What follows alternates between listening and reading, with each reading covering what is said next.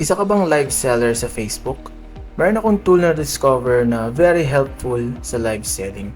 Ito yung Pancake. Sa Pancake, pwede mong ma-filter yung mga comments at yung mga nag-message sa'yo galing sa live selling. Pwede mong gamitin to to respond sa mga messages at mag-create ng order directly. Kasama ng Pancake ay si Pancake POS na free mo magagamit.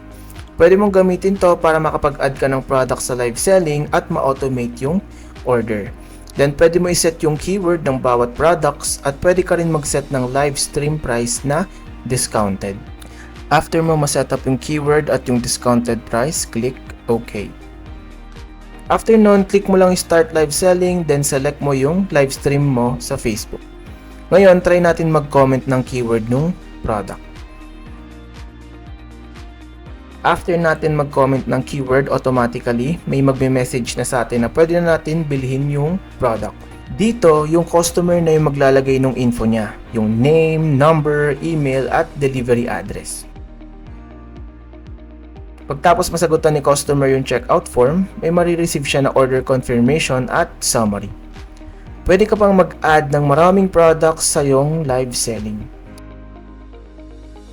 At pwede mo rin makita dito yung mga customer na nagme-message tungkol dun sa products. So kung gusto nyong ma-automate ang pag-create ng order through live selling, send us a message.